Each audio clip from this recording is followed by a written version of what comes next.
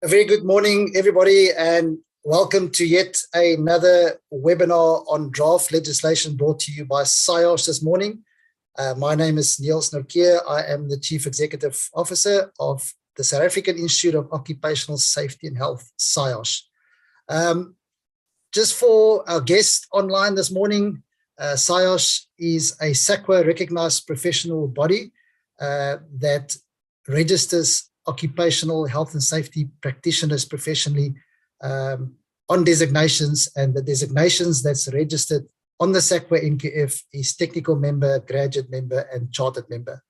To find out more about SIOS, if you're not a member, please visit www.sios.co.za. As I indicated, we're back this morning with the team from the Department of Employment and Labour to discuss and to present to you another set of draft regulations, this time the physical agents regulations, a brand new set of regulations derived from some of the old environmental or current environmental regulations, but in its position as it's been published, it's a brand new set of regulations called the physical agents regulations. A huge thank you to Ms. Bulewa Huna, the specialist at the Department of Employment and Labour, for having for arranging with SIOS to host this webinar to our members, and to have your whole team again here this morning. We really appreciate it. As you that attended some of our previous webinars with the team from the Occupational Health and Hygiene section from the Department of Employment, very efficient, especially the Q&A section is answered during the sessions, and excellent team that we got on board this morning. Just a quick reminder to our SIOS members, this webinar is verified with 2 SIOS CPD points. So after the webinar, you can go to your profile and you can claim the 2 CPD points. Just as a matter of interest to visitors and guests, we do not issue CPD certificates. You will receive a confirmation that you attended this webinar by email, and this should reach you within about 24 hours after the webinar has taken place. That is your proof that you've actually attended this webinar, should you need to do so, whether you want to tell your employer, or whether you want to use it for CPD uploads. Also, please note, this webinar is currently being recorded, so the recording and the presentations will be made available to all members, and it will be placed on our Facebook and obviously in our YouTube channel as well. And as I'm speaking right now, this webinar is also currently live streamed on our YouTube channel, where it will live, and you can always revert back to it to go and see if you missed anything, etc. Just a quick note on the Q&A. Please use the Q&A section only for questions related to this morning's topic, being the draft physical agents regulations. Please note, we will not field any questions in the Q&A or forward it to our panelists if it's not related to this draft regulations. Feel free to use the chat to do exactly that, chat and greet, compliment and say hi to everyone else, but please use the Q&A for questions applicable to this session this morning. Right, I think that's all the standard formalities. We move on to the program this morning. And first up is Ms. Bulewa Huna, a senior specialist from the Department of Employment and Labour, to do the official opening and welcoming. Bulewa, over to you, and welcome, and thank you for joining us with your whole team this morning.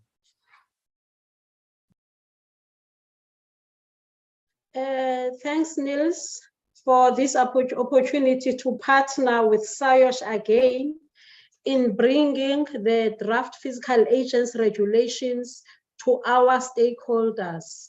We do not take this partnership for granted, as it allows us as the regulator to be able to communicate to the wider constituency so that people understand what the contents of the draft regulations are, and also to be able to comment from an informed perspective as they will be taken through the regulations. Hi, Bulewa. So as a way of opening, I would just like them to take them through a few slides. Yes, Gareth?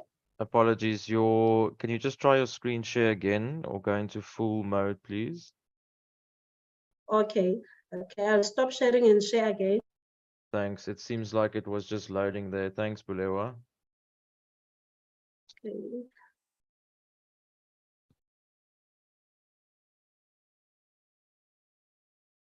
Must just indicate when it's showing. Just give it a second.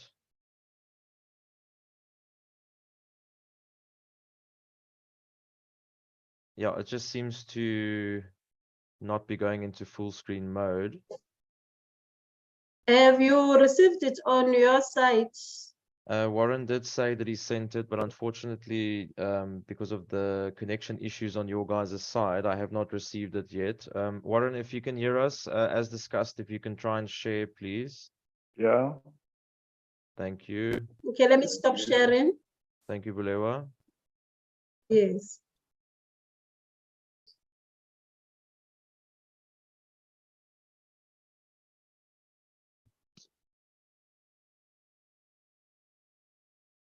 Is it on presenter mode? Not yet. You can just try No, quickly. still not There we on go. presenter mode.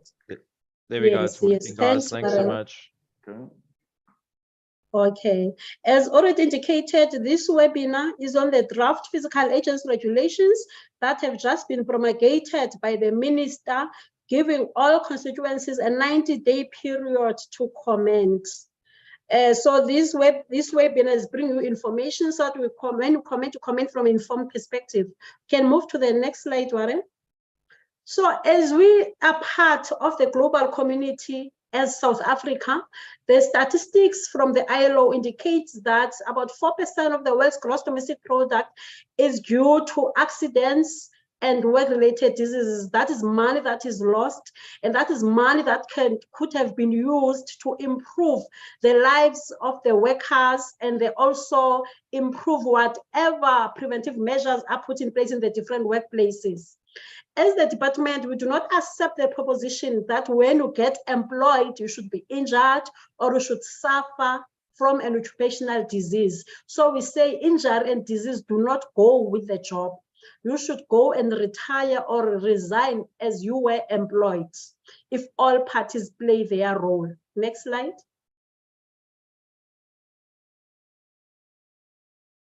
In June 2019, all the ILO constituencies, that is the International Organization of Employers, the International Federation of Workers, all governments from the different countries, and all specialists, they all made a declaration that safety and health at work is fundamental to decent work. On 10 June 2022, all these constituencies agreed that safety and health at work is a fundamental right. So now it doesn't matter whether a country has not ratified Convention 155 or Convention 187. Those conventions are now binding as they are now fundamental conventions. They are no longer technical conventions. They are fundamental conventions binding all countries, meaning that all countries that are developing legislation should make sure that they align to those conventions. And then also all systems, preventive systems that are put in place, so they should allow to the promotional framework on occupational safety and health. Next slide. So as health and safety is fundamental to decent work, it is important that this is a matter that is indispensable. All preventive measures must be in place to make sure that all hazards attached to any work are addressed in that particular environment. And this has been a principle that has been entrenched since 1993 in the current Occupational Health and Safety Act, when we look at the duties of the employer in Section 8, particularly Section 8(2)(d) highlights that besides all the other duties highlighted in Section 8 and in Section 13. So there must be commitment to significant health and safety improvement beyond meeting legal requirements. So it has become more important now that compliance must be an ethical matter in the workplace for all parties. It must not be a tick box exercise. Next slide. With these regulations, we have observed that right. So we have taken a proactive and preventive approach, because when you look at the environmental regulations for workplaces that were promulgated in 1987, they have been surpassed by technological advances, and they no longer offer proper protection for all parties concerned. So these regulations are an improvement on the current environmental regulations for workplaces, as we had to seek to align with technological advances and make sure that more protection is offered. These regulations, the draft now is also aligned with all other occupational hygiene regulations. And we have also looked at improving by including more requirements on thermal stress, that is your exposure to heat stress or cold stress. There are more requirements that have been put in place.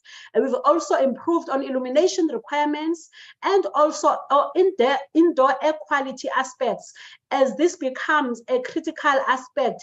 And we saw during COVID-19 that indoor air quality became one of the issues that needed to be critically addressed when trying to combat the spread of the disease. We've also addressed aspects of vibration and also non-ionizing radiation. Also in these regulations, looking at inclusivity, we have looked at including vulnerable employees and all other gender-specific aspects. And these are addressed in the clause that talks to information, instruction, and training, as well as on risk assessment, meaning that when risk assessment is conducted, those vulnerable employees need to be catered for, and also gender-specific aspects need to be catered for.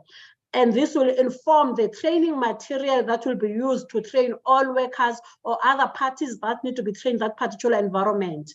We've also looked at control of exposure to physical agents and expanded on medical surveillance, because there was very little information in the current environmental regulations for workplaces. And we've also introduced keeping of records to make sure that the records that need to be kept in terms of risk assessment or any required exposure monitoring or medical surveillance need to be put in place. Next slide.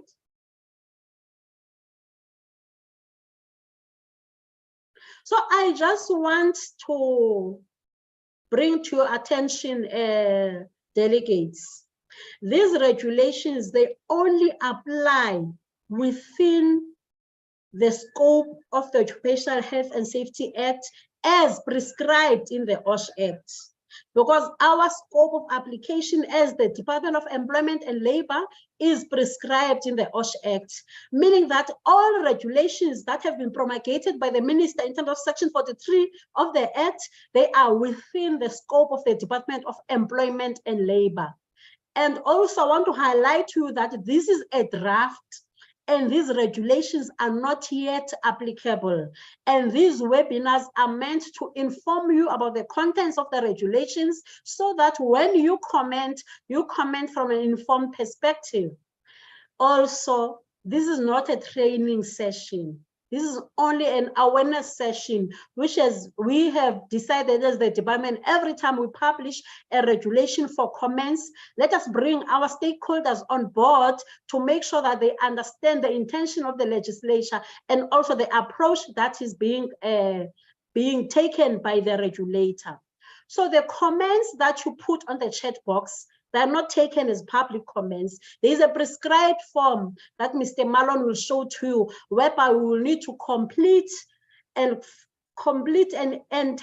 detail all your comments that will be considered by the technical committee after the 90-day period is over.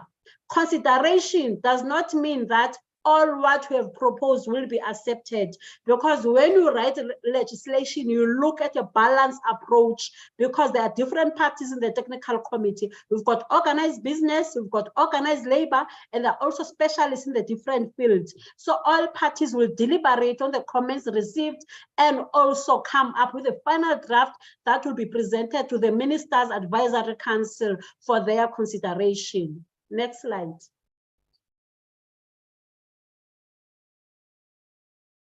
So it is important to remember, with all the legislation that we are drafting, the move is now going towards a proactive and preventive approach, because we want to support the sustainable development goals. So when you look at the requirements in terms of occupational health and hygiene regulations, we respond to SDG 3, which is linked to outcome 2 of our national development plan, whereby we respond to good health and well-being for all South Africans, and also to SDG 8, which is linked to outcome 4 in our NDP, which looks at decent work and economic growth. And remember the decision that was taken on 10 June, that health and safety is fundamental to decent work. So SDG 8 and SDG 3 are very important, making sure that whatever we write and whatever employers put in place, that fundamental right is observed. Next slide.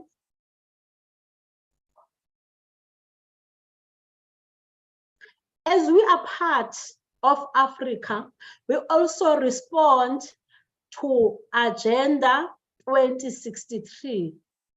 So we are looking at a prosperous Africa based on inclusive growth and sustainable development. So these regulations are meant now to make sure that employers and workers out there also respond to the African agenda, because whatever we do in our own little corners responds to all these different aspects that are put in place to make sure that we have a coordinated approach of achieving the vision in our country, the African vision, and also the global vision in terms of decent work. Next slide.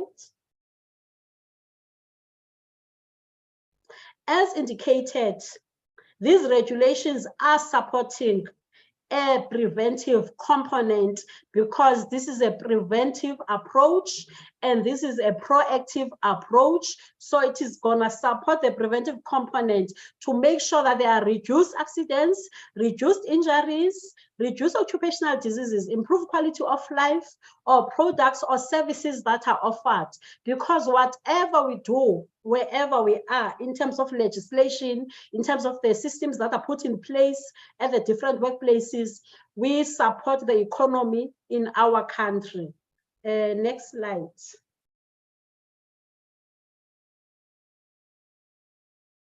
So borrowing from the words of Maya Angelou, if you are going to leave a legacy, make a mark on the world that can be erased. So I'm requesting that all of us in this webinar and those that are not here, we spread the word that as we are living, let us leave a legacy for the current and future generation. Let us make a mark on the world that can be erased, because as South Africans, we can do it, all of us. Let us make sure that we work together to improve conditions in the different workplaces, to make sure that workers are protected, as this supports productivity, as this cannot be divorced. That is a marriage in community of property.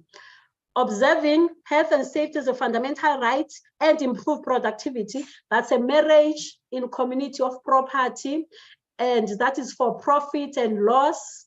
That is for everything. There's no prenup. Everything is together.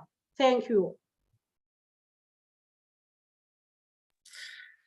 Thank you, Bulewa, for that inspiring overview and opening of this webinar and giving us some background as to why the department or how the department derived at these regulations. I think it's also important to take note of your comment that these are draft regulations and the proper protocol has been followed and it's been published for public comment. I think often we as safety professionals get excited and get so involved when we read draft regulations that we sometimes want to attack and say, how can you do this? But this is exactly the opportunity that the department is giving the public at large to comment on these regulations. And I think we must just keep that in mind as well when we post our questions. Also, just from SIOS's point of view, just to let our members know that like with all draft regulations or any bills that is published for comment, SIOS has already formed what we also term a technical committee with some experts in the field, occupational health and hygiene members of ours, as well as legal experts in the OHS field. And we are busy compiling our comments on these physical agents regulations. and we will obviously publish that to our members as well before we submit it to the department. Right, to get to the crux of the matter now, to get a presentation on the new physical agents regulations, I'd like to call on Warren Mallon. Warren is a specialist at the Department of Employment and Labour, just like with the noise-induced hearing loss. Warren, we thank you for being here today and thank you for getting connected. There was a bit of issues this morning. We were a bit scared that we're not going to hear from you, but you are here. You're looking good. You sound great. Over to you to present on the draft physical agents regulations. Thank you. Good. Thank you, Niels. Can you just confirm that I'm on presenter mode? Hi, Warren. I can confirm. Thank you very much. Okay, great. Okay, so yeah, thank you again for SAIOSH for availing themselves and their platform for us to use for this webinar. Yeah, so I'm going to get into the draft regulations. Yeah, so there's quite a big change from the current, or proposed changes from the current environmental regulations for workplaces. And yeah, it starts even with the name of the regulation, because the name is more focused now on what is actually going to be addressed in the regulation going forward. Okay, so that's just a quick copy, well, the contents of the regulations. So just a quick comparison between the two, then the actual draft regulations. And then I'm going to just talk about shifting of some regulations. It wasn't an error to that they are not there, and then where the comments can be submitted. Okay, so just a comparison between the two. So on your left-hand side column is what is currently in the environmental regulations for workplaces, and on the right-hand side is the proposed physical agents regulations. You can see the definitions is the same, but for the PAR, we've added a scope of application, information, instruction, and training, duties of persons exposed, duties of designers, manufacturers, importers, and suppliers, the physical agents risk assessment, the physical agents exposure monitoring, medical surveillance. Okay, then thermal stress, we divided into heat, cold and heat stress. Then lighting remained the same, except with some changes. And then the aspect of windows was included in the lighting regulation. And then ventilation, we are proposing the new regulation for indoor air quality. Okay, then, sorry. Okay, so then I just thought after Thursday's presentation that I should just give a brief background of the process of the review of the regulations. So at the top there, you can see that's where the advisory council, that's the Minister's Advisory Council, permits the establishment of a technical committee. So that is included on members, as Ms. Huna said, of organized business, organized labor, the department, as well as specialists in the field. Then once that technical committee has been established, they start with the review process, and then they come up with a draft regulation. With that draft regulation, it then gets submitted to the advisory council, and then they are the ones that give approval for it to be sent to the minister, so the minister can send it out for public comment. And then the minister then approves the draft regulation for the public comment, and then it gets published for a period of 90 days, which is what we are in now, where the public can provide comments and suggestions on how to improve or what is good or bad with the regulation. So you can see we are on a few steps there, and we still have quite a few to go. So we still need, after the 90 days is finished, the TC will then consolidate and consider the public comments. Then after that is completed and we have a final draft regulation that will again be submitted to the advisory council. And if the advisory council is happy with the draft, then they will allow the regulation to go to the state law advisors so they can look at the constitutionality of the draft, and they will provide a legal opinion. It also goes for language editing and checking. And then there's also the socio-economic and impact assessment phase. So those three pretty much take place simultaneously or just one after each other. Then once we are finished with that, all those documents then get submitted again to the advisory council, and then they give the rubber stamp for the final regulation to go to the minister, and then the minister will then sign it as a new regulation. Okay, so sorry, my slide order was just in the wrong place. So just continuing, there is also we introduced vibration, non-ionizing radiation. Then we got control of exposure to physical agents. Then we got personal protective equipment for facilities, maintenance of control measures, record keeping, and then the physical agents technical committee. And then there's those three on your left-hand side, your housekeeping, precautionary against flooding, and fire precautions and means of egress. And then we've got the offences and penalties and withdrawals. Okay, so moving on to the definitions. So we have introduced action levels for some of the physical agents. So just the definition there means the level of a physical agent at which specified actions or countermeasures which must be taken. Okay, then we have a definition of a competent person. So this is also similar to the other definitions of competent person we have in other regulations. So the first part is has in respect of the work or task to be performed the required knowledge, training, and experience in the physical agent, and where applicable, the relevant qualifications specific to the physical agent. And then provided that where appropriate qualification and training are registered in terms of the provision of the National Qualifications Framework Act. And those qualifications and that training must be regarded as the required qualification and training, and B is familiar with the Act and applicable regulations made under the Act. So the use of the word competent person is used in the regulation for the risk assessment and the exposure monitoring. But I just have to inform you that it's not necessarily the same person that can be competent to do both. So generally the person with exposure monitoring might need to be a lot more competent than the person conducting the risk assessment. Okay, then 2, exposure means the condition of being affected by a physical agent at the workplace and includes potential accidental or possible exposure, and exposed has the same meaning. Then exposure monitoring means the systematic process of measuring the magnitude, frequency, and duration of exposure to a physical agent.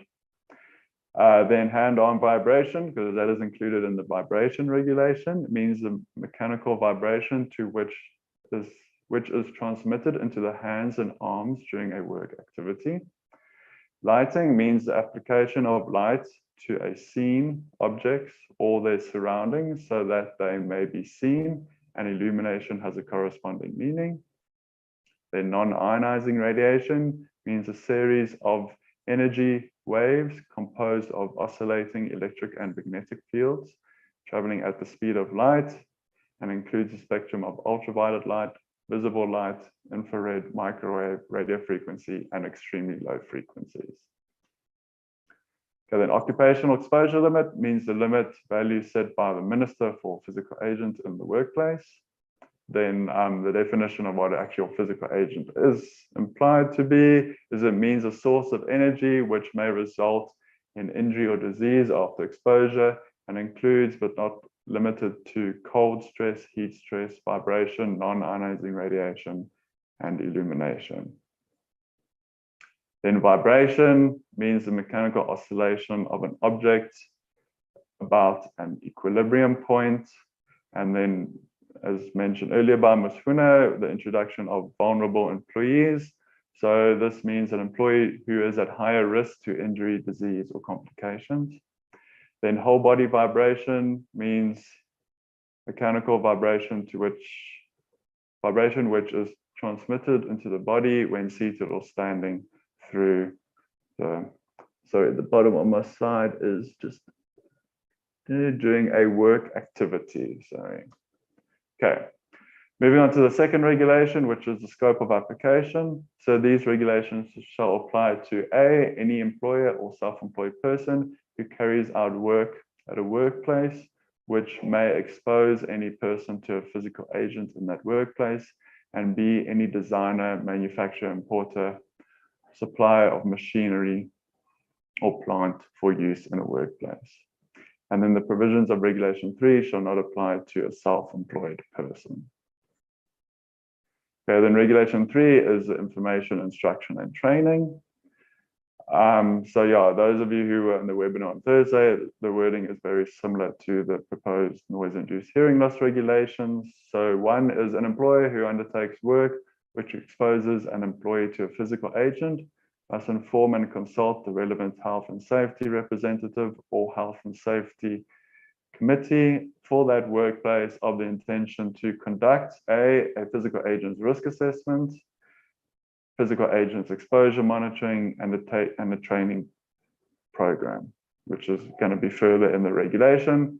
And two, an employer who undertakes work which exposes an employee to a physical agent must inform the relevant health and safety representative or health and safety committee for that workplace of the intention to conduct medical surveillance. Okay, two, the employer must inform the relevant health and safety representatives or the health and safety committee for that workplace of the documented outcomes of the physical agent's risk assessment, the physical agent's exposure monitoring, as well as the medical surveillance. So there was a question on Thursday about disclosure of personal information. So it's not about the disclosing of personal information with regards to the medical surveillance. Yeah, so that's not the intention of the regulation. Then four, every employee who undertakes work which is liable to expose an employee to a physical agent risk must, before an employee is exposed or may be exposed, after consultation with the health and safety committee established for that section of the workplace, establish a training program which incorporates the following. Okay, so the training program should include a minimum of the content and scope of these regulations, the potential sources of exposure to a physical agent, the nature of the physical agent, potential risk to health and safety associated with physical agents, the differing effects of exposure to physical agents to men, women, young employees, and vulnerable employees, where such difference may exist, the control measures that are in place to prevent exposure to a physical agent, the necessity, correct use, maintenance, and limitation of such control measures, the procedure for reporting physical agents' risks to the health and safety representative employer, the precautions to be taken by an employee to protect himself against physical agents' risks. Okay, and J, the reason for and the outcomes of the physical agent's risk assessment and monitoring of exposure, the necessary for medical surveillance, and the long-term benefits of undergoing such surveillance. The occupational exposure limit for physical agents and its meaning. Access to records for physical agents risk assessment, physical agents exposure monitoring, and personal medical records. And then 5, the employer must conduct refreshing training at intervals that may be recommended by the Health and Safety Committee or Health and Safety Representative. Okay, then duties of persons exposed. So this is one of the new inclusions. So 1, any person who is exposed or may be exposed to a physical agent must obey any lawful instruction issued by the employer or self-employed person or by anyone authorized by the employer or self-employed person regarding A, the use and failure of measures adopted to control physical agents, B, cooperation with the employer in determining the employee's exposure to physical agents, C, the reporting of potential physical agent risks to the health and safety representative or the employer, D, reporting for medical surveillance as required by Regulation 8, and E, the information, instruction, and training received is contemplated in Regulation 3. Okay, then also another new inclusion is the duties of designers, manufacturers, importers, and suppliers. So again, with the draft noise inducing dust regulations, the idea here is for these people, individuals, to reduce the potential risk to physical agents from machinery and plant even before it gets to a workplace. So one, any designer, manufacturer, importer, or supplier of machinery or plant for the use at work must A, as far as reasonably practicable, ensure that machinery or plant minimizes exposure to a physical agent. B, as far as reasonably practicable, supply machinery or plant that can be transported, received, stored, and handled in a manner that minimizes the exposure to a physical agent. C, provide information, instruction, and training as deemed necessary to minimize the exposure to a physical agent during use of machinery or plant. D, as far as reasonably practicable, install machinery or plant in a manner that minimizes the exposure to a physical agent. And E, provide information to potential users on the appropriate maintenance of machinery or plant to ensure safe operation and use. Okay, then in the risk assessment regulation, the physical agents regulation, sorry. Okay, so one, the employer or self-employed person must carry out a documented physical agents risk assessment as far as reasonably practicable immediately by a competent person. And then two, the physical agents risk assessment contemplated in sub-regulation 1, that's above, must be A, conducted at intervals not exceeding 24 months, and B, include a complete hazard identification. 2, the identification of all persons who may be affected by the physical agent risks. 3, how employees may be affected by the physical agent's risk. 4, the analysis and evaluation of physical agents risks. And 5, the prioritization of physical agents risks. Then the risk assessment contemplated in that sub-regulation 1 must take into account specific effects of exposure to men, women, young employees, and vulnerable employees where applicable. And then 4, an employer must, in terms of physical agents risk assessment, A, consider the recommendations identified by the competent person in the physical agents risk assessment, and B, develop a documented action plan for the implementation of the recommendation. So that's also a new potential requirement that we are putting in our regulation. So that it's not just the risk assessment is done, it's that an action plan needs to be developed from those recommendations and it needs to be implemented as well.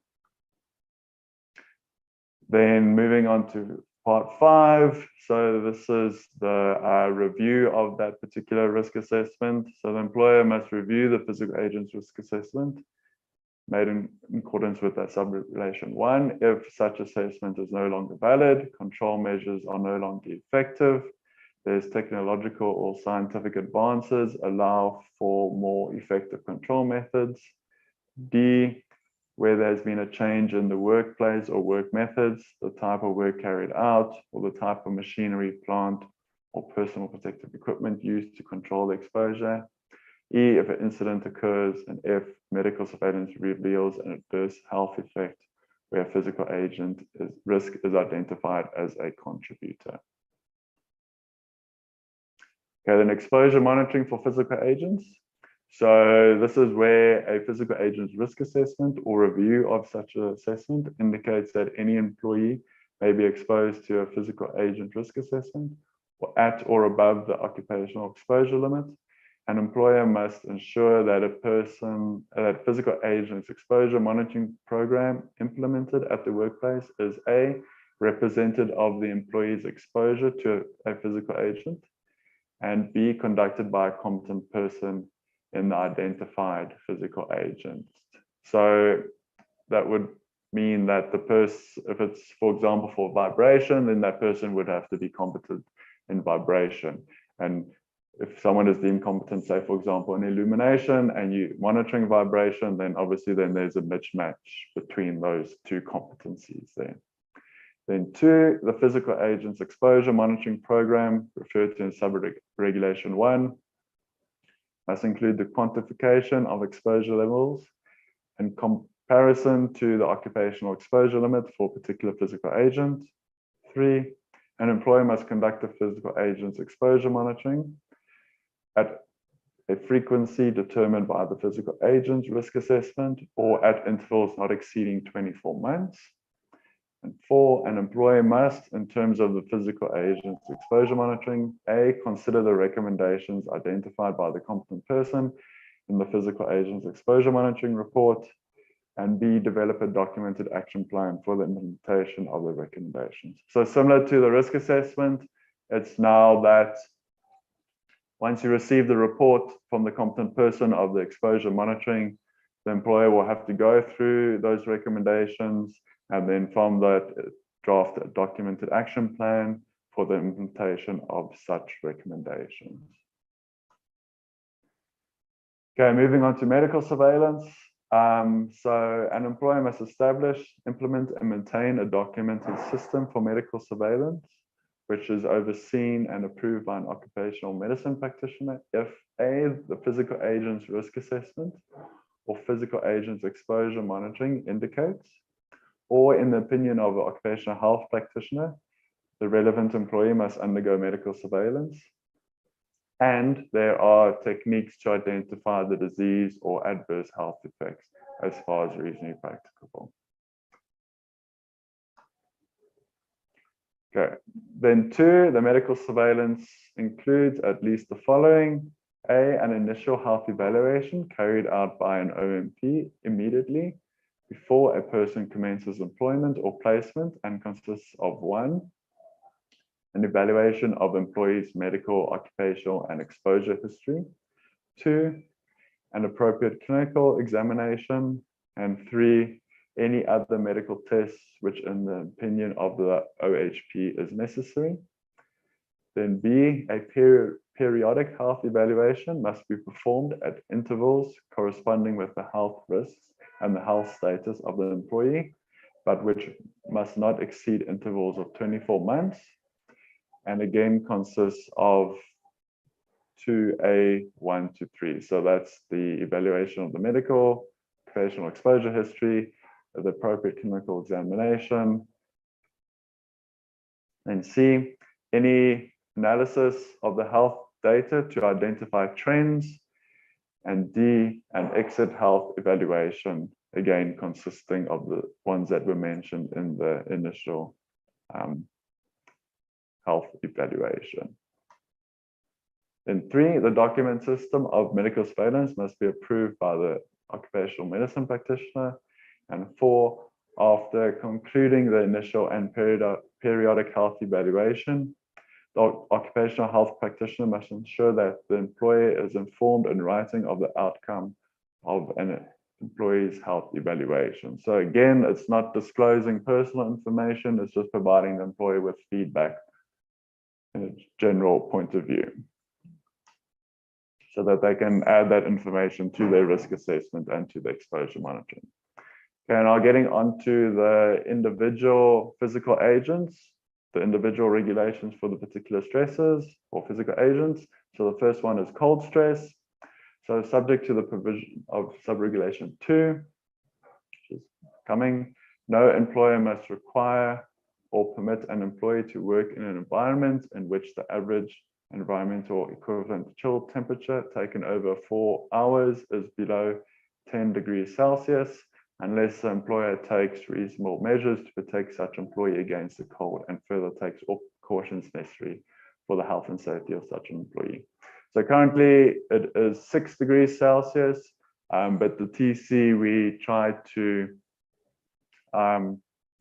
look at what other departments are doing, and particularly the Department of Minerals, Resources and Energy, and their limit there is 10 degrees. So we thought of aligning it with what they are doing there.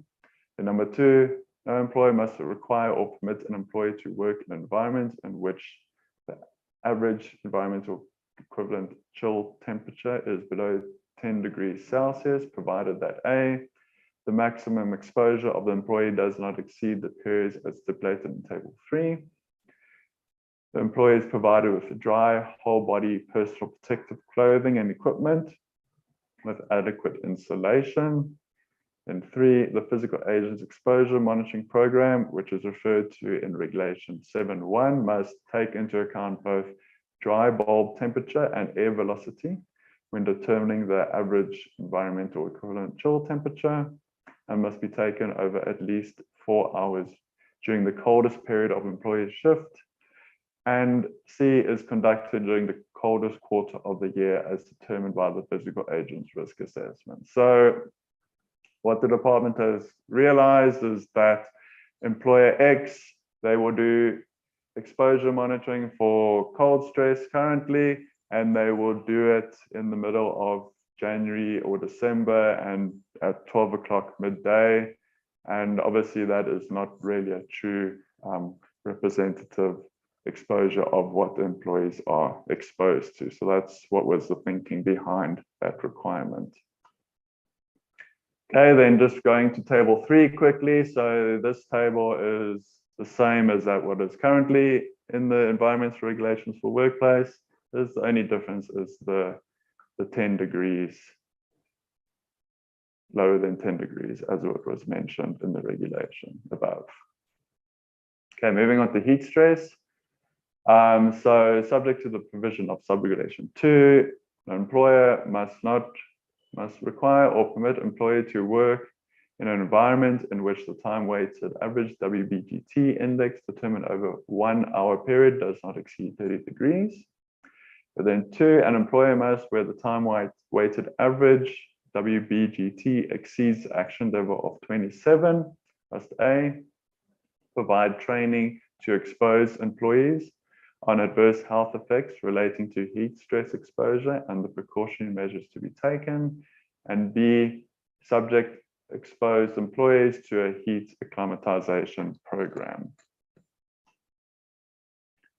Then 3, no employer must require or permit an employee to work in an environment in which the time-weighted average WBGT index is above 30, provided that A, appropriate means of ventilation are implemented, B, a work rest cycle is established and implemented for that workplace, C, sufficient amounts of potable water is available at the workplace of work in relation to the number of employees exposed, prompt first aid treatment specific to adverse health effects from heat stress is made available, and E, the employee is provided with appropriate personal protective clothing and equipment, taking into account clothing adjustment factors according to SANS 7243.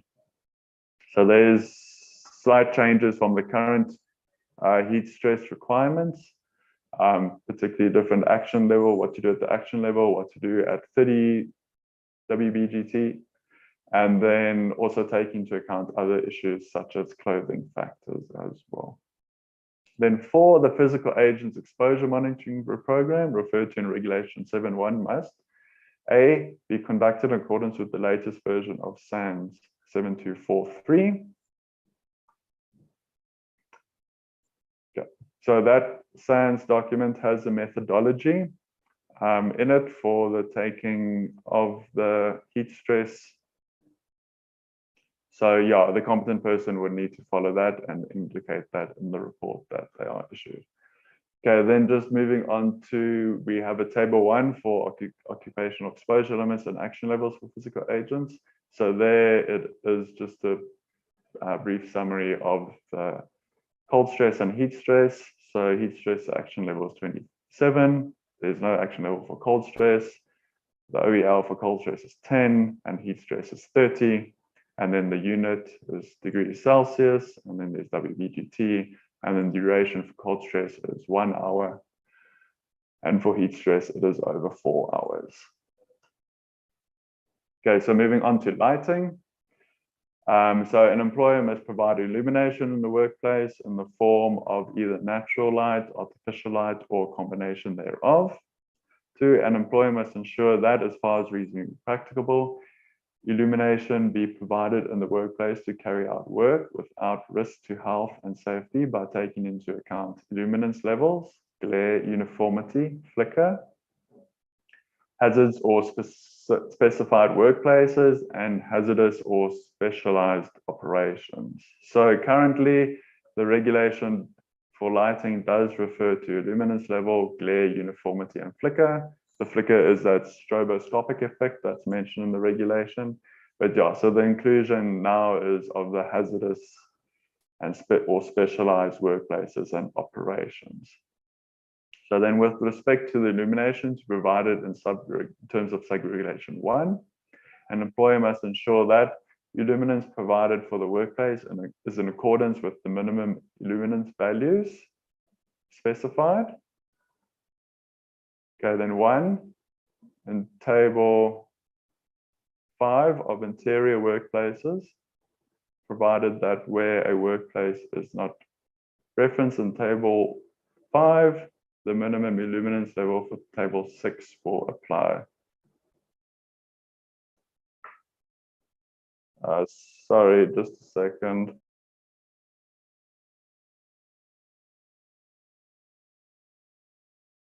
Hi everyone, we apologize for the delay. The DL team will be back shortly. Thank you.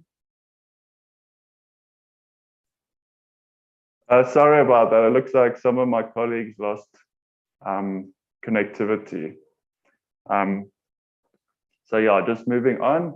So then in table 7 for exterior workplaces, provided that where a workplace is not referenced in table 7, the maximum glare values in table 8 shall apply. So yeah, that's one additional inclusion is for exterior workplaces, not only for interior workplaces, which is currently the case. Then C, the average uniformity of illuminance at the workplace at any work plane is for 1. For interior workplaces within 5 meters of the work plane is not less than 1/5 of the average illuminance on that work plane and on the adjacent floors. So 1/5 is what is currently set in the workplace in the regulations for interior workplaces. But then for exterior workplaces, it must be accordance with the values listed in table 7 or in table 8 where that workplace is not mentioned. Then B, flicker in the workplace must be eliminated. E, specialized lighting must be required for use in hazardous or specialized workplaces as identified by the physical agents risk assessment. And F, specialized lighting must be required for use in hazardous or specialized operations as again identified by the physical agents risk assessment.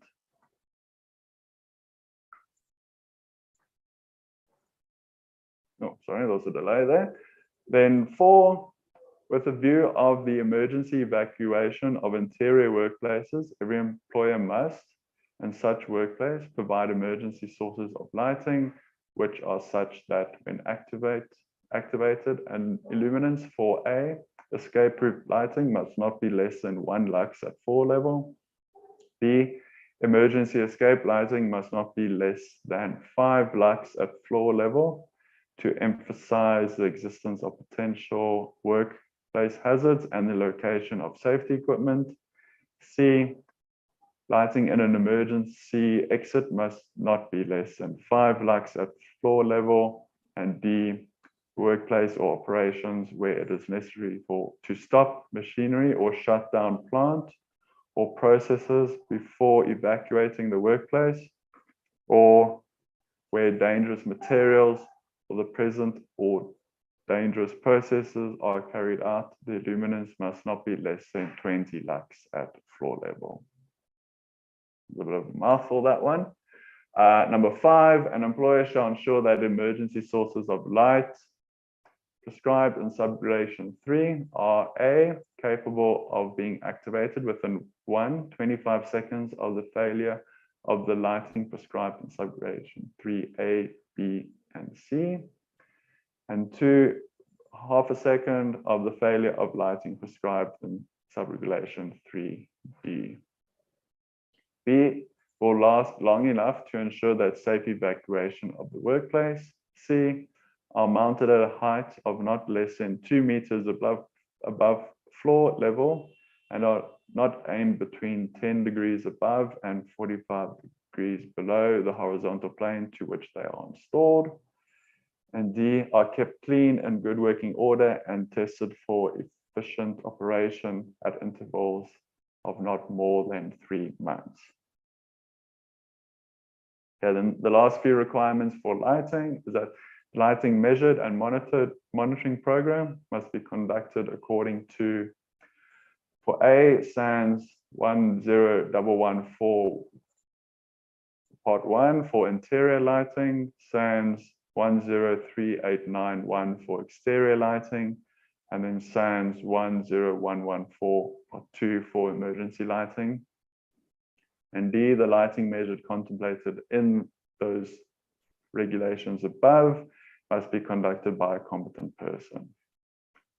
7, in order to ensure that lighting levels meet the minimum illumination levels prescribed in sub-regulation 2A, an employer must ensure that A, luminaires and lamps are maintained, kept clean, in good working order, and must be replaced or repaired when defective. And B, windows and other sources of natural lighting are kept clean, replaced, and repaired when defective. Then an employer engaged in the building work shall cause all workplaces where danger may not exist through the lack of natural light to be implemented such that it will be safe in terms of the physical agent's risk assessment. Okay, then there were quite a few tables that were mentioned for lighting, so I'm just going to touch on their headings now. So table 5 is the minimum illuminance values for interior workplaces. So you can see there the table mentions the type of interior, area, task, or activity. Then it talks about minimum maintained average illuminance, and then it also gives a maximum rating for glare. Then for any workplace that is not specified in table 5, then that's where table 6 comes into play. And again, it just talks about the type of area, task, or activity, and then looks at the illuminant range as well. Then table 7 is for minimum levels for illuminance values for exterior workplaces. And here it will mention areas to be lit, operation performed. Then here they have a minimum maintained average illuminance. So there's either the horizontal or vertical. So you'll see on the table that it's not for both columns. It depends on the work activity or task being performed that is either horizontal or vertical. And then there is values for minimum uniformity ratio, where you have the minimum divided by the average, or you have the minimum uniformity, which is the minimum divided by the max. And then you also have the maximum glare rating. And again, table 8 is if a exterior workplace is not mentioned in table 7, then you can look at for a workplace in table 8. So again, it has the minimum maintained average horizontal luminance, then looking at the uniformity ratio. So it's again either the minimum divided by the average or the minimum divided by the maximum, and then the glare limit as well. Okay, so moving on to indoor air quality. So an employer must ensure good indoor air quality for a workplace by A, introducing and distributing the ventilation of air, controlling airborne contaminants, and maintaining air temperature, air velocity, and relative humidity.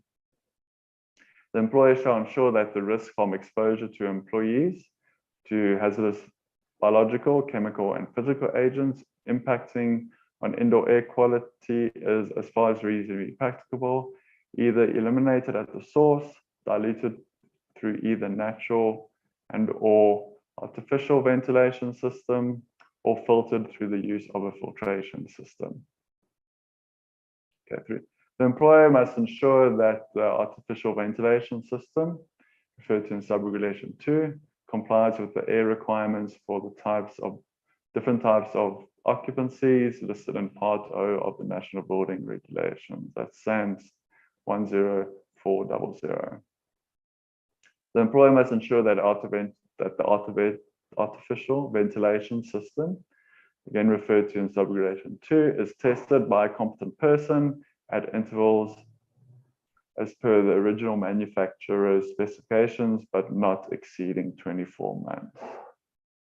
And 5, an employer must ensure that artificial ventilation system is maintained as per the original manufacturer's specifications, provided that in absence of the original manufacturer specifications, a risk-based approach is taken.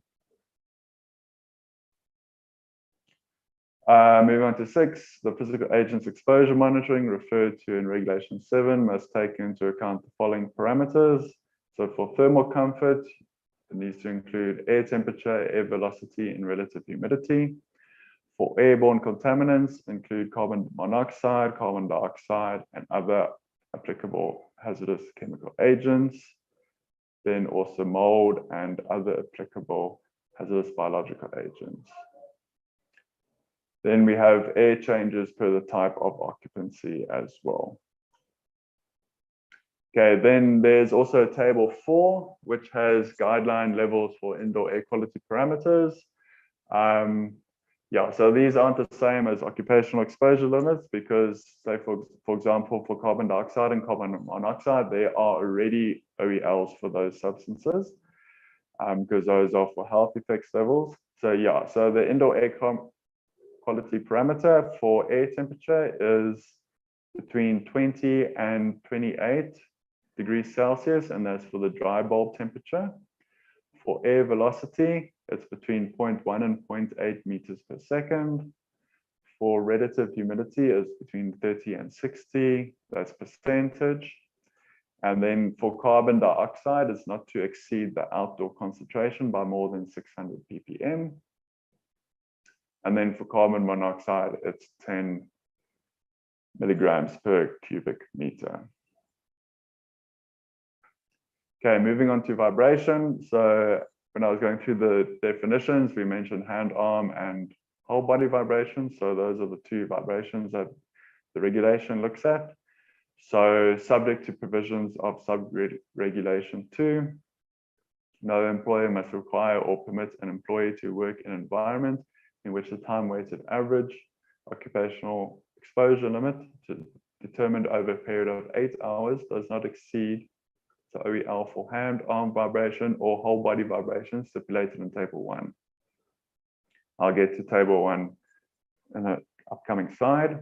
So 2, an employer shall ensure that risk from exposure to employees to vibration is either eliminated at the source, or where this is not reasonably practicable, reduced to as low as is reasonably practicable, provided that A, where it is not reasonably practicable to eliminate risk referred to in subregulation 2, and an action level for hand, arm vibration or whole body vibration as stipulated in Table 1, it is likely to be reached or exceeded, the employer must reduce exposure to as low as reasonably practicable by establishing and implementing 1, other work methods which eliminate or reduce exposure to vibration. 2, choice of plant and machinery designed to produce the least possible vibration. 3, maintenance programs, for plant and machinery, the workplace and work systems.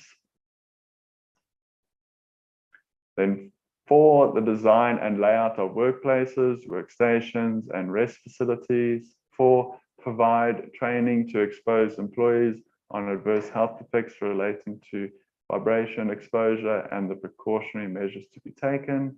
6, review medical surveillance, physical agents exposure monitoring program, and physical agents risk assessments. 7, limitation of the duration and magnitude of exposure to vibration.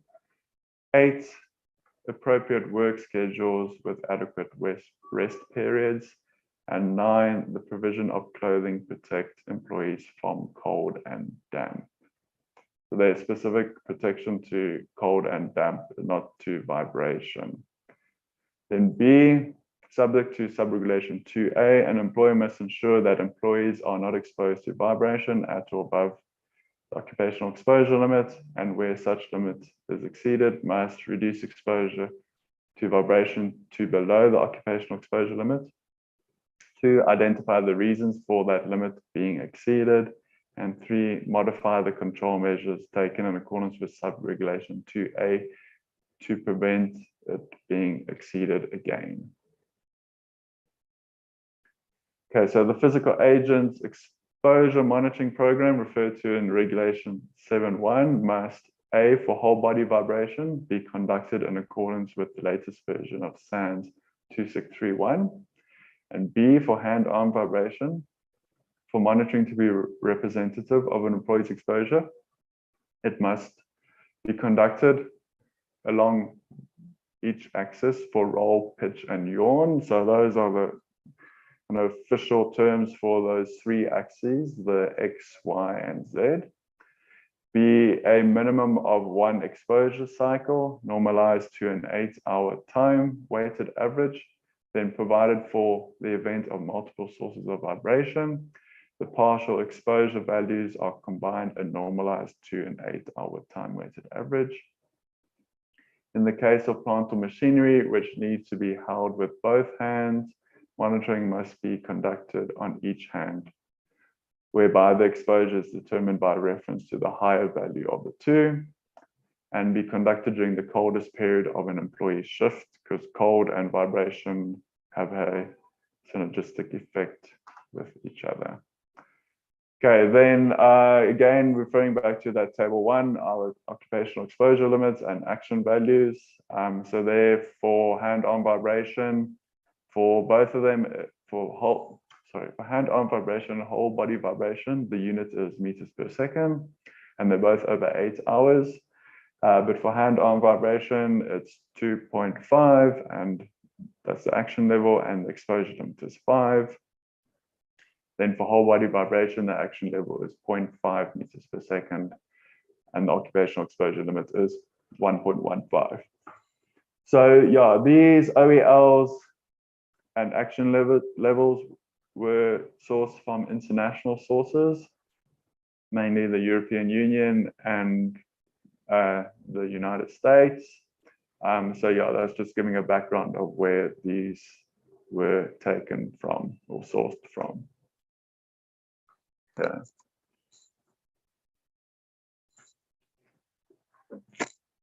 Okay, sorry about that. So moving on to non-ionizing radiation. So this is also a new aspect. So in terms of ionizing radiation, the department that does not fall under our jurisdiction, that's under the nuclear regulator. But yeah, non-ionizing radiation does fall under our jurisdiction. So subject to the provision of sub-regulation 2, no employer must require or permit an employee to work in an environment in which the time-weighted average occupational exposure limit does not exceed the occupational exposure limit for the type of non-ionizing radiation stipulated in tables 1 and 2. 2, an employer must ensure that risk from the exposure of employees to non-ionizing radiation is either eliminated at the source, or whether this is not reasonably practicable, reduced to as low a level as is reasonably practicable. 3, an employer must ensure that employees are not exposed to non-ionizing radiation above an occupational exposure limit, and where such limit is exceeded, must reduce exposure to non-ionizing radiation to below the occupational exposure limit. B, identify the reason for that limit being exceeded, and C, modify the control measures taken and to prevent the limit from being exceeded again. Then the physical agents exposure monitoring referred to in regulation 7.1 must take into account A, the source of the non-ionizing radiation, B, the type of non-ionizing radiation, either optical radiation or electromagnetic fields, C, a methodology that is conducted according to an internationally recognized standard for the type of non-ionizing radiation. Then 5, signage must be A, provided for identified sources of non-ionizing radiation and the effect of electromagnetic interference on heart pacemakers. And the signage must be in the form of specified in Annexure 1, which is clearly visible, and with the number of labels based on the physical agent's risk assessment serving as a warning of exposure. So these are the two signs which are included in Annexure 1 of the workplace. So similar to your respirator signage or hearing protection devices signage, these are proposed to be placed in the workplace where there is non-ionizing radiation exposure. So yeah, in table 1, there are limits for the UVC, which is at a wavelength of 270 nanometers, and then infrared, which is a wavelength between 770 and 3000. So the occupational exposure limit is 0.1 and 10 respectively for those units, microwatt per square meter. And then we've provided the duration, so it's either 8 hours or the 1000 seconds for the infrared. And then there's also a target organ which is applicable for those two. So for the UVC, it is the skin and the eye. For the infrared, it is the cornea and the lens of your eyes. And then for 2, we also have exposure limits for electromagnetic fields. So there, I'm not going to go through the whole table, but it looks at different frequencies of the EMFs, and then it looks at the E frequency strength, then as well as the H field strength, and then the B field strength, and then it looks at the equivalent plane wave power density. Okay, so those were the requirements in terms of the specific physical agents. Just remember in our definition that we said including but not limited to, so there might be some other physical agents out there which an employer would have to assess as well, even if it's not mentioned in terms of section 82D of the Act. Yeah, or if you want them to be included, please put a comment and suggestion and send it through to us as well. So then moving back to the more general part of the regulation, so control of exposure to physical agents. So 1, an employer or self-employed person must ensure that the exposure of a person to a physical agent is either prevented or, where this is not reasonably practicable, adequately controlled. 2, in order to comply with subregulation 1, an employer or self-employed person must, as far as reasonably practicable, reduce exposure to a physical agent to levels below the limits referred to in tables 1, 2, and 8 by implementing a combination of the hierarchy of control measures included but not limited to.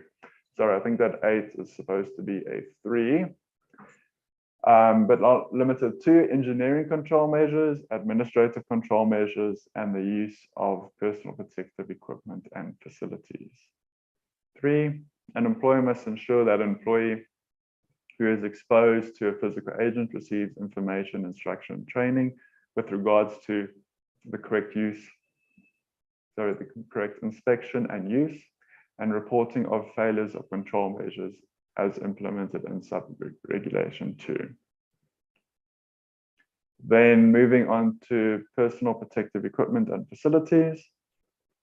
So if it is not reasonably practicable to ensure that the exposure of an employee is controlled as contemplated in regulation 15, the employer must provide the employee with suitable personal protective equipment.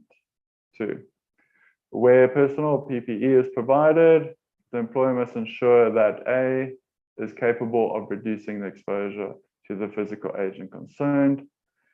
Selection of the relevant PPE takes into consideration 1, the nature of the physical agent, 2, the type of work to be done, 3, the physical effort required to do the work, 4, the length of time it will have to be worn, 5, work for visibility, comfort, and employee communication, and 6, compatibility with other PPE.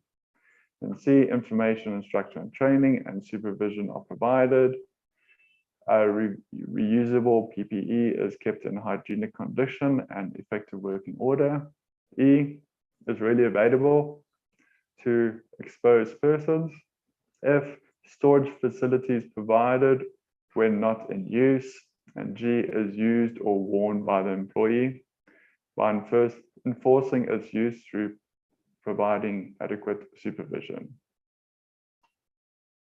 Then the employee must, where there is a requirement to use personal protective equipment, as contemplated in sub-regulation 1A, inspect, use, wear, store, and dispose of personal protective equipment in accordance with any information, training, and lawful instruction given by the employer. B, not intentionally misuse or damage the personal protective equipment. And C, immediately inform the employer of any damage, defect, or any need to clean or replace any of the personal protective equipment. Then the next regulation, maintenance of control measures. So every employer or self-employed person must ensure that any control measure that he provides for the benefit of the employees is compliant with his duties under these regulations, is fully and properly used, inspected, maintained in an effective state, in good working order, repair and cleanliness, and C, reviewed for effectiveness at intervals not exceeding 24 months. Okay, then records. So with our other regulations is to keep records for both the benefit of the employer and the employee. So an employer or self-employed person must A, keep records of training as contemplated in regulation 3, the physical agent's risk assessment and action plan as contemplated in regulation 6, 3, physical agent's exposure, monitoring and action plan as contemplated in regulation 7, 4, medical surveillance as contemplated in regulation 8, and 5, maintenance of control measures as contemplated in regulation 17. As B, then keep records for minimum period of 40 years for records for regulations 6, 7, and 8. So that is the risk assessment, the exposure monitoring, and the medical surveillance. For 5 years for the records contemplated in regulation 17. So that's the maintenance of control measures. And then 3, the length of time the employee remains at the workplace for the records for the training of employees as regulation 3. Then 2, it also must be made, the records must be made available to the relevant health and safety representative and/or health and safety committee and to the inspector in terms of those regulations 3, 6, 7, and 17. And then any person for the regulation, the records required in regulation 8 is subject to the formal written consent of the employee. And the submit all records as contemplated in regulation 1A to the relevant chief director provincial operations when the company ceases activities. Okay, then the physical agents committee, technical committee. So you also notice in our other regulations, this is for the department to establish a technical committee, and it talks about the constituency of the TC as well as their duties. So 1, the council may, after consultation with the minister, establish a physical agents technical committee, which must consist of a person designated by the chief inspector from the employees of the Department of Employment and Labour, 1 person designated by the chief inspector from the employees of the Department of Labour, C, 3 persons designated by employers' organizations to represent employers, D, 3 persons designated by employee organizations to represent the Federation of Unions, E, 1 person to represent a professional body recognized by the chief inspector, F, 1 person representing a higher education institution, G, 1 person representing occupational medicine, and then H is persons who are competent in the field of the matter to be dealt with by the physical agents technical committee, who are co-opted by the committee for the authorization of the council.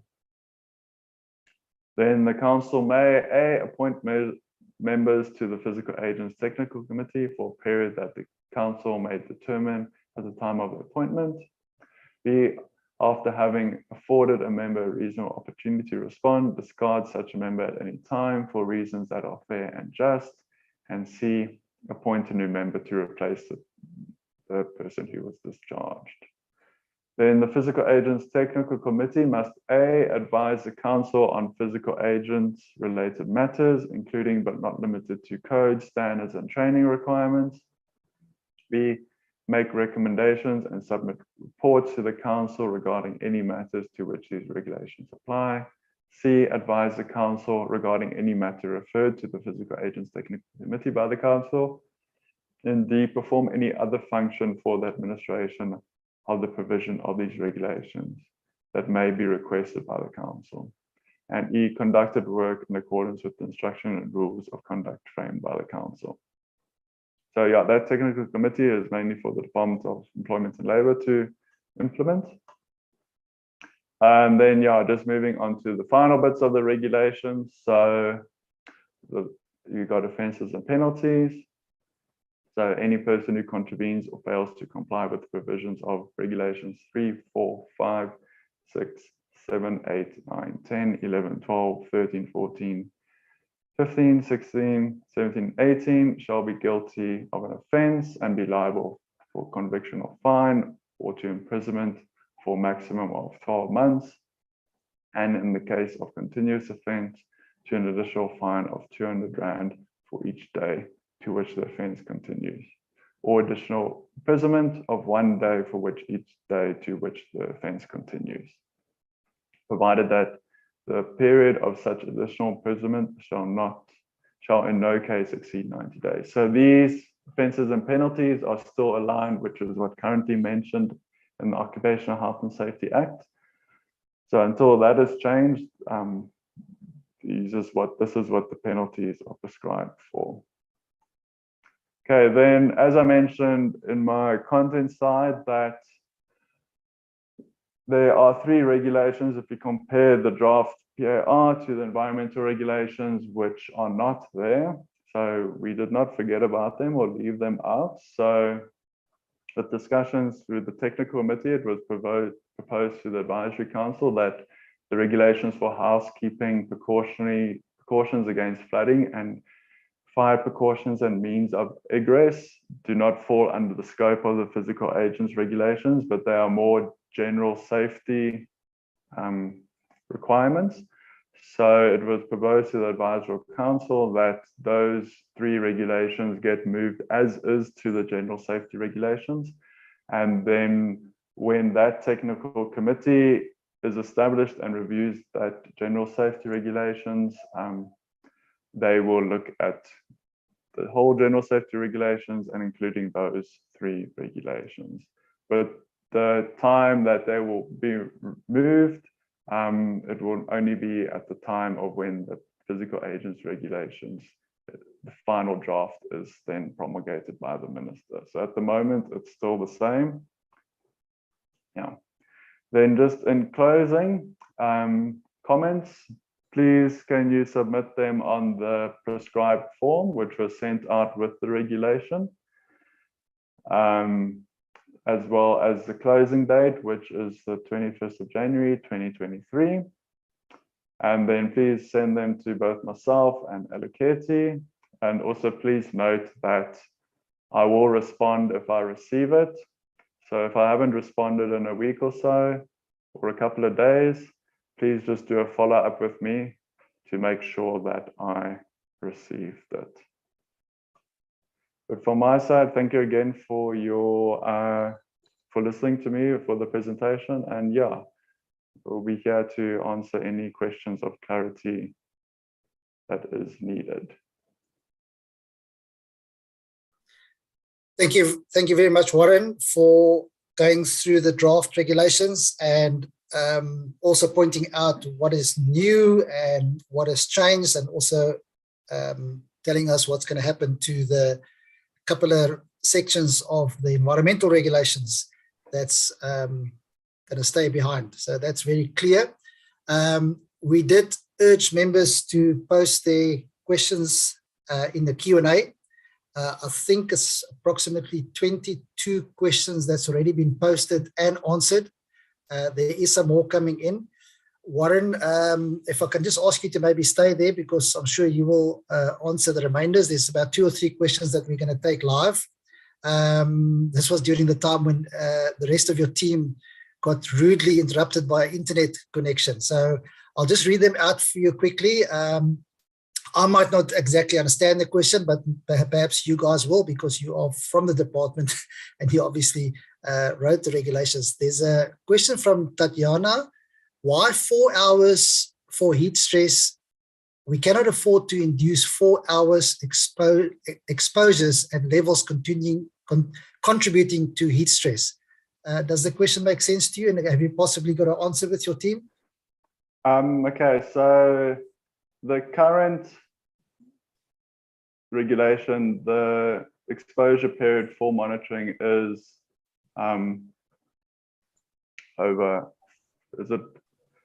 no, sorry, I'm getting confused with cold stress. So yeah, so that was what was taken from the international standards that we got, that we consulted when we were drafting it.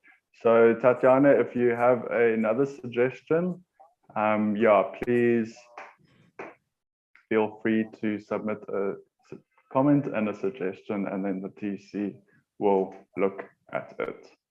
Thanks. Thanks, Warren. Another question that was posted while your colleagues were offline for a short period from Samuel.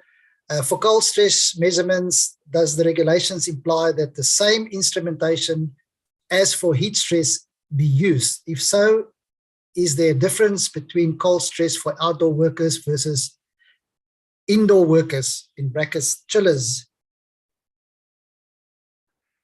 Okay, so in terms of the instrumentation to be used, that will be up to the competent person conducting the exposure monitoring. So they will decide what is the appropriate instrumentation used in order so that they can comply with the requirements of, if it's for heat stress, it's that SANS code, and for cold, it's those requirements that we mentioned in the regulation there.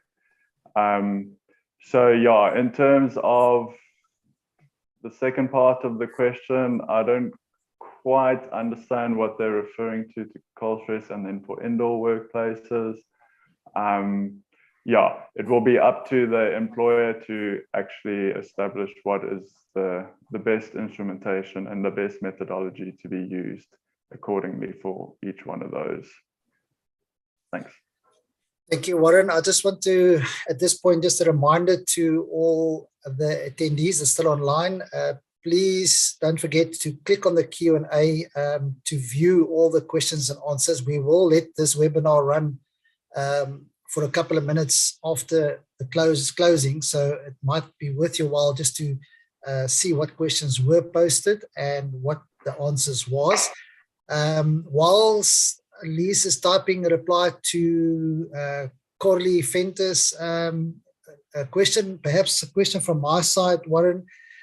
The tables used for the lighting lumens or the lux obviously it's clear that it comes from the SANS standard. If one compare that lighting tables to the existing tables in the environmental regulations, they obviously substantially higher. They are now equivalent to the SANS standard. Is my understanding correct that the SANS is design standards for quality? For example, a building or an office is then the optimum design standard, say, for example, 300 lux would be for the design and quality, versus the thinking in the Occupational Health and Safety Act under the old environmental regulations, the lumens specified was for safety requirements. In other words, the minimum that it should be for safety requirements. I know it's a bit of a long drawn out question. Just to give you an example, if an office block is designed, has to now meet, say, for example, an office 300 lux as per the SANS standard, and then the regulations say it must be maintained. So first of all, it's much higher. In fact, if you look at all those tables, it's 100 more lux per category extra. What was the thinking of the Department of Labour, other than just to align it with SANS, to have it improve that much? And obviously it's going to have quite an economical impact to now have to maintain all workplace lighting to design standards, which in my view is for quality and not for safety? Sorry for the long drawn out question, Warren. Okay. Thanks, Bill. You remind me if I forgot to answer anything. Okay, so SANS, they look at a number of aspects when they are drafting their codes and then their tables for luminance. So they do look at a number of things, like you said, like at safety and also for design, and they try to as well get a match between the two. Also, I can say that they normally take international documents, ISO documents, and then trying to adapt it to South Africa. So it's not only applicable for requirements for South Africa, they do also look at an international requirement as well. So the thinking behind just taking the current SANS document as is was that one, yes, they do cover a lot more than the current regulations. So, and also that they regularly look at their tables as well. As Bulelwa said, this ERW was promulgated in 1987, and yeah, workplaces were a lot different back then. So they are more up to date with what are done internationally in terms of luminance level for different workplaces and that. So as again, if anyone's got an issue, please submit the comment and an alternative, and then we can look at it. I see Bulelwa's hand is also up. Thanks, Bulelwa. I see your hand is up. Is there any further comment you want to make on that or something else? Yes, I just wanted to add on, as already indicated, the environmental regulations for workplaces was promulgated in 1987.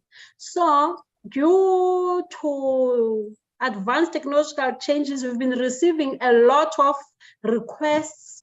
People cite employers in consultation with worker representatives citing that the luminance levels cited in the regulations are very high. Then also when you look from an economics aspect, it is also not a viable option to have those luminance levels high.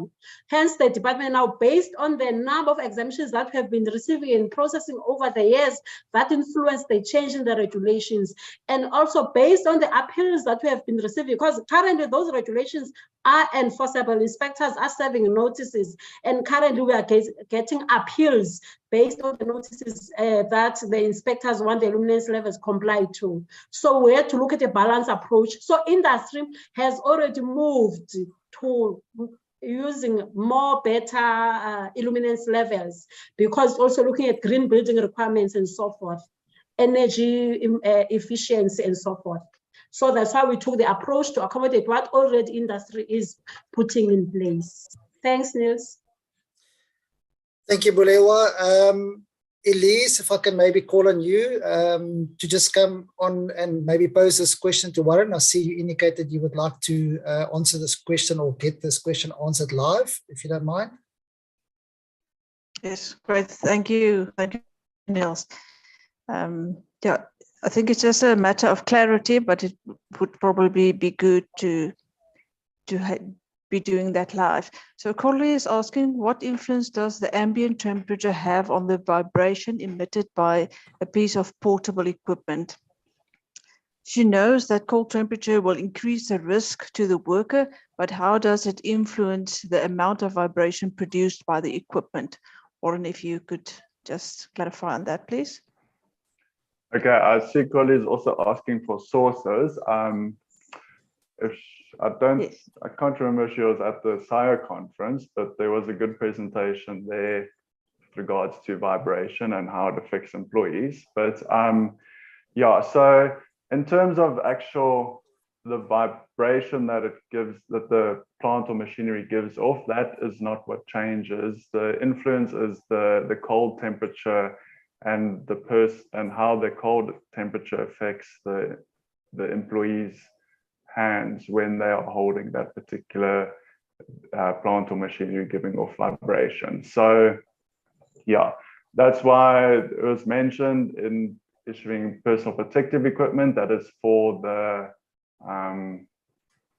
cold and not the vibration, because don't have PPE that reduces the vibration. It is mainly to reduce the cold that the person is feeling, and that's why also it should be done at times when that can be done and looked at the risk assessment and not at the coldest times of the day, for example. Thanks.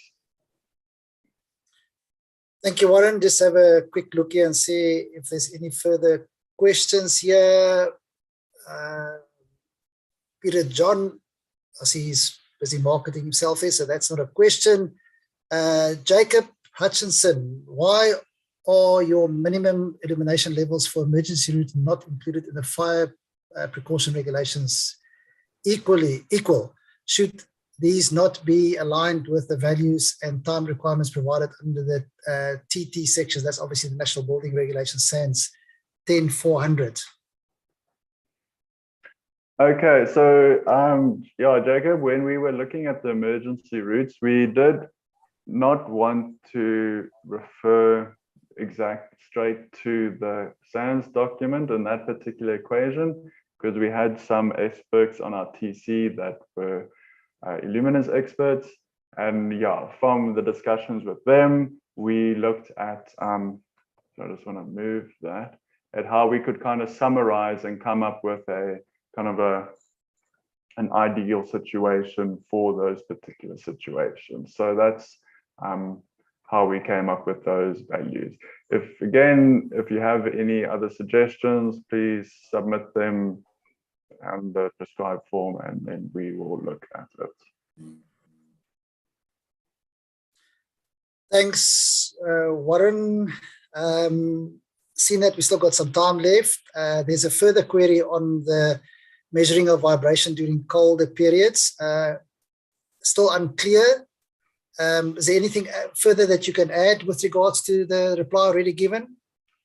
Yeah, it's just that, yeah, as we said previously, exposure to cold and vibration, they don't go well together. So yeah, I'd suggest that that person does some of their own research as to well, so that they can comment better. But yeah, that's all I can say there. Thank you, Warren. I see there is another question that popped up from Janice. In terms of illumination requirements, what is the difference between escape route and emergency escape routes, as there was a clear difference noted in the presentation from 1 and 5 lux? Okay, so thanks, Janice. Yeah, so as a TC, we also, I'll admit here, we also struggled a little bit. And yeah, we struggled to come up with a solution there. But those are the two terms that are used in the documents that we consulted when we drafted the draft. So yeah.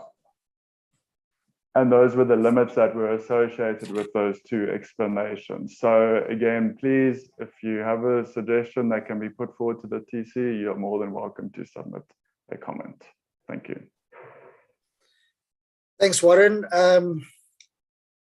I see the delegates' questions has stopped. I think this is as a result of the excellent team behind the scenes that were answering the questions as they were coming in. No less than 34 questions was posted and answered online. Just a quick reminder to the attendees that when we stop or when we finish this webinar, we will still keep it open for a while if you maybe want to catch some of those questions and maybe screenshot them for later use. It appears then, thank you, Warren. I have to say thanks to you and your team for making yourself available and to present on these regulations, and more importantly, to field these questions. I know sometimes difficult, you know, when one get these draft regulations and you work in an isolated environment, and perhaps it's you know, just to get the intention of the legislator and where it come from. And it's always nice to have this overview of the regulations and then your guys' input on the questions and answers. Just before I call on, yeah, I'll do that afterwards. If there's no other questions, then that brings us to the end of this presentation. Excellent, well done, well presented, questions fielded, etc. I would just like to call on Jabu from the Department of Employment and Labour. Jabu, if you can maybe just come on, share your camera and unmute yourself just to do the closing remarks, and then maybe just hand over to me for one final message. Thank you. Is it still morning? I think so. Yeah, still good morning, colleagues. First of all, I would like to thank Warren, Mullen, and TC for the job well done in coming up with these draft regulations. I know it wasn't an easy task, but they managed to come up with the draft regulations. And also, I would like to thank the participants on this webinar, because without them, we wouldn't be able to present these draft regulations. And I hope the information shared with them will assist them in making valuable inputs using the tool that has been sent through. And I would also like to urge them, if they know other people, organizations that will benefit from these draft regulations, they are welcome to share this document with them or give us the information and contact details, and we will distribute the draft regulations to those people or organizations.